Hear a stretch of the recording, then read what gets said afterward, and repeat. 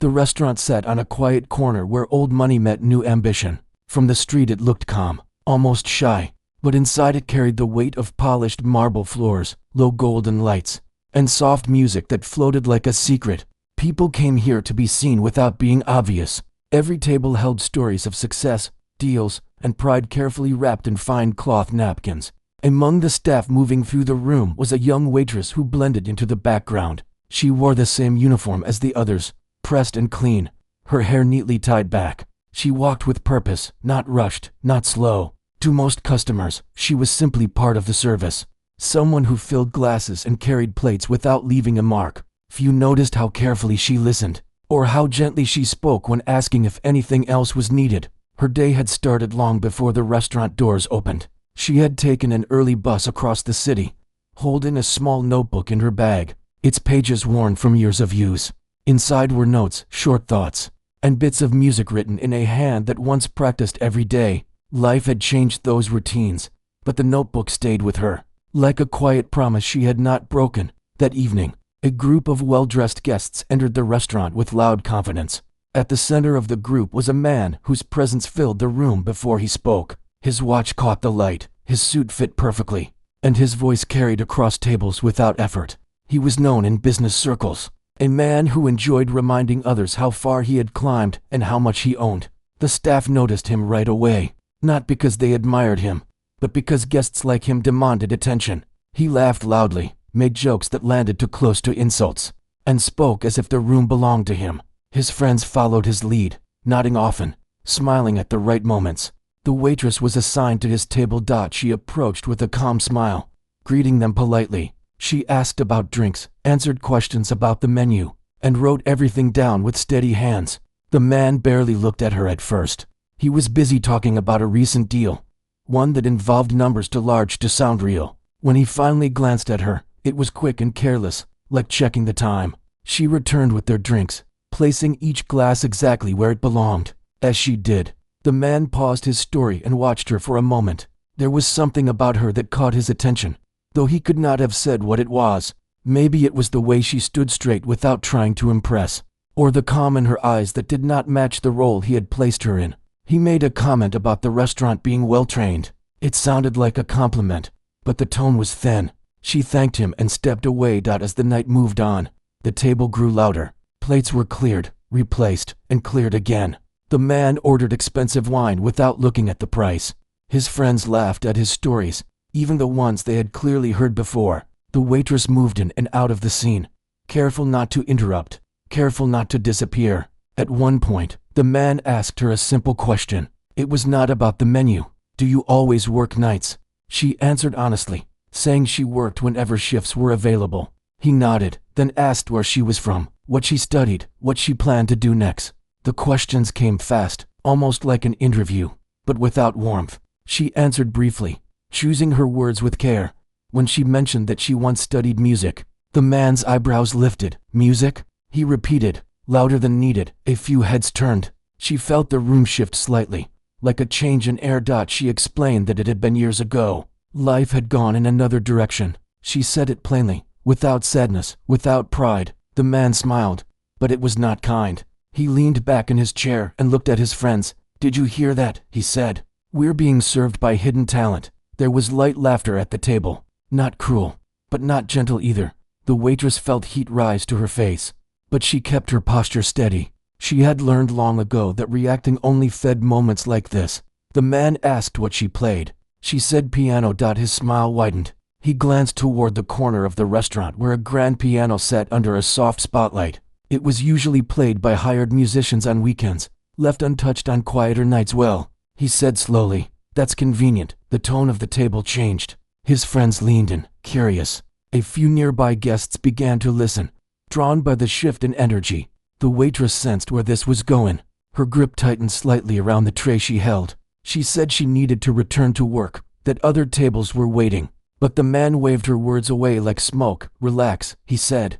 "We're just talking." He spoke about talent, about how many people claimed to have it. He talked about dreams people gave up, about how life sorted winners from the rest. Each sentence sounded smooth, practiced. It was clear he enjoyed the sound of his own voice. She stood quietly, listening, her eyes lowered. Inside, memories stirred. Early mornings, cold practice rooms, fingers sore from hours at the keys, applause that once felt like air, silence that followed when she walked away from it. She had not expected to think about any of that tonight. The man finally paused and looked directly at her.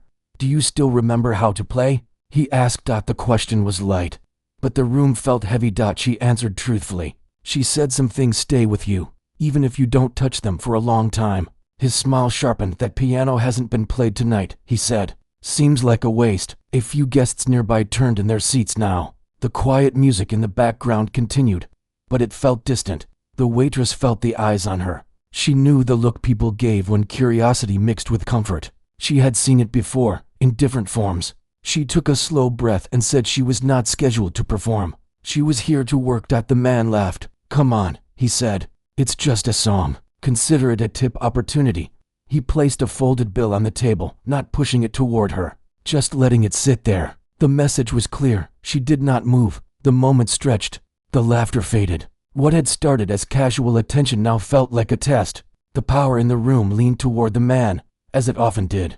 The waitress looked toward the piano for a brief second, then back at the table. Her face remained calm, but something inside her shifted. Not fear, not anger. Something quieter, heavier. She excused herself, saying she needed to check on another table. As she walked away, the man watched her with interest, unaware that his small game had already begun to change the night in ways he could not yet imagine. She walked toward the service area with steady steps, but her heart was not steady at all. Behind the calm face she showed the guests, her thoughts were loud. She focused on small tasks, checking orders, wiping the counter, anything to give her hands something to do. The sounds of the restaurant wrapped around her again, but the table near the piano stayed in her mind like an echo. From across the room, she could still feel the weight of the man's attention. He had not raised his voice again, but his presence lingered. She had learned to read people like him. They were not satisfied when ignored. Silence, to them, felt like a challenge. Another waitress passed by and quietly asked if she was okay. She nodded and offered a quick smile. There was no time to explain, and no need. Everyone working there understood how some guests were. You handled it, or you moved on. Minutes passed. The noise level rose again as conversations resumed. For a moment, she hoped the moment had ended. But then she heard her section manager call her name softly from near the bar. "There's a request," the manager said, careful with words. From that table she already knew which one. The manager did not look angry or demanding, just uncomfortable. The kind of look that meant someone important was pushing, and the easiest path was for someone else to bend. "What kind of request?" she asked, even though she knew. "They want you to play something," the manager said. Just for a minute, she felt her chest tighten. She shook her head slowly. "I'm working," she said. "I didn't agree to anything, I know." The manager replied quickly. "I told them that, but they're insisting. They said they'd make it worth the restaurant's time." That sentence said everything. Money had already started speaking for them. She looked past the manager toward the dining room. The man sat back in his chair, relaxed, watching the room like he owned it. His friends leaned close, clearly enjoying the situation. A few nearby guests were openly curious now. Their faces turned toward the piano and then back to her. She had never liked being the center of attention. Even when she used to perform, she focused on the keys, not the faces. This was different. This was not about music. This was about control. "I'm not a performer here," she said quietly. The manager nodded again, clearly torn. "I understand, but maybe just one short piece. It could calm things down, calm things down." She almost laughed at that. She asked for a moment. The manager agreed and stepped away. She stood alone near the service door, breathing slowly. She thought about walking out, about taking off the apron and leaving the building behind. But reality pressed in. Rent, bills, the bus ride home. Walking away was never as simple as it sounded in stories. Her mind drifted, uninvited, to another time. Smaller rooms, dusty floors, a piano that was slightly out of tune. She remembered sitting straight, being told to start again, to listen, to feel the space between notes. Back then, pressure had felt different. It had been about growth, not humiliation. She opened her eyes, across the room.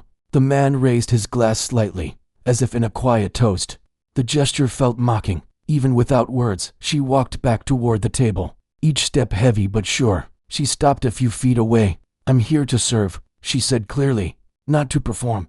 The man smiled wider, clearly enjoying the resistance. No one's forcing you, he said. We're just asking, aren't we? His friends nodded, some shrugging, some smiling like spectators at a game. You said you studied music, he continued. I'm curious. That's all. Curious minds should be rewarded, right? She could hear the quiet round them now. Forks paused. Conversations dipped. Even the background music seemed softer. She felt the eyes again. The pressure was no longer subtle. This was no longer just his moment. The room had joined it. She looked toward the piano once more. It sat there silently, polished and waiting, unaware of the weight people were placing on it. If I say no, she asked. The man tilted his head. Then nothing happens, he said. Life goes on. Though I'd hate to disappoint everyone. Disappoint everyone. He made it sound like a kindness. She understood then that refusing would not end it. It would only label her. Difficult, ungrateful, weak. The kind of labels that followed you quietly in service work. She took a deep breath. I'll play one piece, she said. That's it. A ripple moved through the room. Some guests smiled. Others leaned forward. The man nodded, satisfied. Of course, he said. Take your time. She handed her tray to another staff member and slowly walked toward the piano. Each step felt unreal, like moving through water. She could feel her pulse in her ears. She reached the bench and paused. For a brief moment, she considered standing back up and walking away. But something held her there. Not pride, not anger, something deeper. She sat. The bench was colder than she expected. The piano smelled faintly of polish and old wood. She placed her hands on her lap and closed her eyes.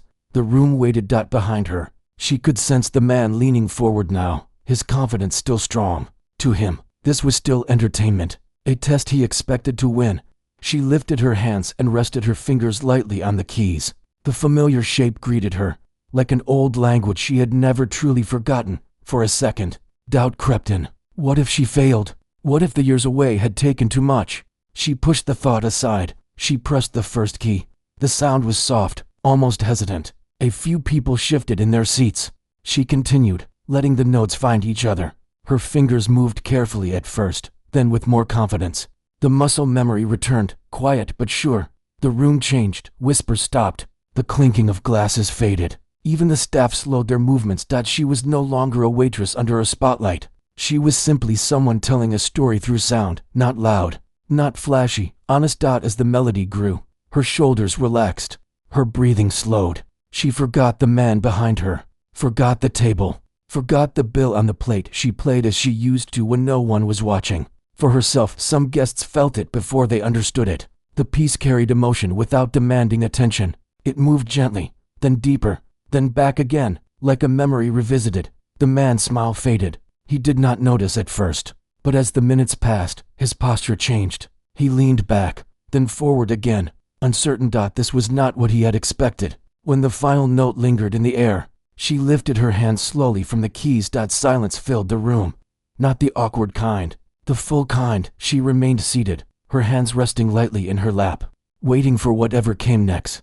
The silence did not break right away. It stayed in the air, thick and still, as if the room itself was holding its breath. No one moved. No one spoke. Even the soft background music had stopped, either by chance or by someone quietly turning it off. The final note seemed to hang above the tables, refusing to fade. She sat there, unsure of what to do next. Her fingers felt warm now, alive in a way they had not felt for years. She stared at the keys, not daring to look back. Applause usually came fast in moments like this, but this was different. This was not a show people had prepared for. It had caught them off guard. A glass clinked somewhere in the room. Someone shifted in a chair. Then, slowly, a few hands came together. The sound was soft at first, almost unsure. Another set of hands joined in. Then another. The applause grew, spreading across the room like a wave that had found its strength. She turned slightly on the bench, her face calm but her eyes wide. She stood up slowly, unsure if she should bow or simply step away. She chose the latter. This was not a stage. She was still wearing an apron. The clapping continued, stronger now. Some guests smiled openly. Others nodded to themselves, as if confirming something they had just learned. A woman near the window wiped her eyes without realizing it. A man at another table leaned back, shaking his head in quiet disbelief. She felt exposed. standing there with so many eyes on her. She wanted to disappear into the kitchen, to return to the safe rhythm of serving plates and refilling glasses. But before she could move, a voice cut through the applause. Wait, it was the man. The clapping slowed, then stopped again. All eyes turned toward him. He stood now, one hand resting on the back of his chair. His face looked different. The playful edge was gone, replaced by something tighter, harder to read. That was unexpected. He said. The word sounded small compared to the moment. She remained still, her hands folded in front of her. She did not speak. I didn't know you were that good, he continued. You could have said so. The comment landed wrong. A few people exchanged looks. The room felt tense again, like a rope pulled too tight. She finally looked at him. Her voice, when she spoke, was quiet but steady. I didn't come here to be known for that, she said. I came here to work. The words were simple, but they carried weight. Some guests nodded slightly. Others looked back at the man, waiting to see how he would respond. He smiled again, but it did not reach his eyes. Well, he said, talent like that shouldn't be hidden. You're wasting it here. She had heard those words before, long ago, spoken by people who meant well and people who did not. She did not answer. One of his friends leaned toward him and whispered something. He waved it off. He was still focused on her, still trying to hold the moment in his hands. Play another one, he said, something stronger this time. The request was firm, almost casual, as if he still believed he was in control. She shook her head slowly. I said one piece, she replied. The room reacted to that more than to the music. There was a quiet murmur, a shift of energy. People leaned back, interested not just in her talent now, but in her choice. The man's jaw tightened. For a brief second, it seemed like he might push again. He opened his mouth, then closed it. He glanced around the room, perhaps realizing for the first time that the audience was no longer on his side. Suit yourself, he said. Sitting back down. She turned away from the piano and walked back toward the service area. The path felt longer than before. People watched her pass, some smiling softly, some stepping slightly aside as if giving her space. No one stopped her. No one spoke. Once she reached the kitchen, the noise returned all at once. Plates clattered. Orders were called out. Life moved forward. She leaned against the counter for a moment, breathing deeply. Her hands trembled now that the moment had passed. Another staff member handed her a glass of water without saying anything. She took it gratefully. You okay? Someone asked. She nodded. From the dining room, the energy had changed. Conversations resumed, but they were different, quieter, more thoughtful. The piano sat untouched again, but it no longer felt invisible. The man's table was quieter too. He spoke less, listened more. His friends were no longer laughing as loudly. Every so often, one of them glanced toward the service area, then looked away. She returned to work after a few minutes. There were still tables to serve, orders to take. She moved through them with a calm she had not expected to feel. Something inside her had settled. As she approached another table, a guest stopped her. That was beautiful, the woman said softly. Thank you, she smiled, surprised by the warmth in the words. Later, another guest left a generous tip with a small note folded beside it. She did not open it right away. When she finally returned to the table near the piano, the man looked up at her. There was no challenge in his eyes now, just a trace of discomfort. Bring the check, he said. She nodded and did so without comment. As they stood to leave, one of his friends lingered for a moment. You were incredible, the friend said quietly. Don't let anyone tell you otherwise, she thanked him, unsure how to respond. The man walked past her without another word. When the door closed behind them, the restaurant seemed to exhale. The manager approached her slowly. You handled that well, the manager said. Better than most would have, she shrugged slightly. I just did what I felt was right. The manager nodded, glancing toward the piano. You ever think about playing again? She looked at the instrument, then back at the dining room full of people who no longer felt so distant. Sometimes, she said. That night, as she finished her shift and stepped out into the cool air, the city felt different, louder, closer, full of quiet possibilities. She walked toward the bus stop with tired feet and a steady heart, unaware that what had begun as humiliation had turned into something else entirely, something that could not be taken away. The next few days passed quietly, but the night stayed with her. She tried to return to routine, telling herself it was over. A moment, nothing more. People came and went every evening. Plates were served. Glasses were cleared. Life moved in steady lines, yet something had shifted. Not loudly, not in a way others could easily name, but inside her, a door had cracked open. On her next shift, she noticed small changes. Guests looked at her a little longer. Some smiled in a way that felt different, warmer. A couple asked if she was the one who played the piano the other night. She nodded, unsure what to say next. They told her they had not stopped thinking about it. She brushed it off as politeness. But it happened again. And again, the piano, once ignored, became a quiet presence. People glanced at it as they sat down, as if remembering something important. No one asked her to play. No one pushed. That alone felt like respect. One evening, during a slow hour, the manager asked her to sit for a moment near the bar. It was unusual. Staff rarely sat unless they were on break. "I've been thinking," the manager said carefully. "About what happened." She listened, hands folded, ready for anything. "That man comes here often," the manager continued. "And people like him talk. A lot." She felt her stomach tighten. "But not all talk is bad," the manager added. "Sometimes it opens doors." She did not answer. "There's a small event next month," the manager said. "Nothing big, just a quiet evening. I was wondering if you'd consider playing. Only if you want to." The words hung in the air. "Only if you want to." She looked toward the piano. Her first instinct was fear. Fear of being seen again. Fear of failing. Fear of hoping. "I don't know," she said honestly. "I haven't played like that in a long time." The manager nodded. "You don't have to decide now." That night, she went home later than usual. The city lights blurred past the bus window. She rested her head against the glass, watching reflections slide across her face. Her notebook sat heavy in her bag. At home, she took it out for the first time in years. The pages smelled faintly of dust and ink. She flipped through old notes, half-finished ideas, pieces that ended too soon. Her fingers traced the lines as if remembering their shape.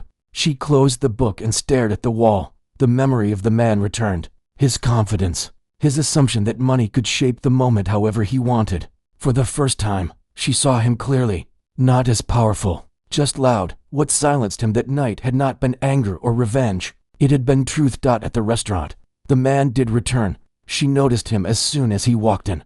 Though she did not react, he came alone this time. His posture was still confident, but something about him seemed smaller, quieter. Another server took his table. She told herself it was better that way. Yet, as the evening went on, she felt his eyes find her more than once.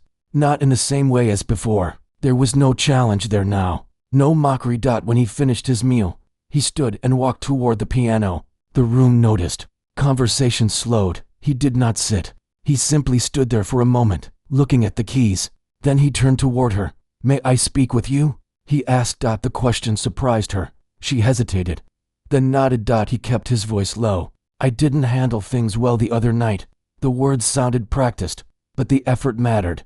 "I thought I was being clever," he continued. "I wasn't." She listened without interrupting.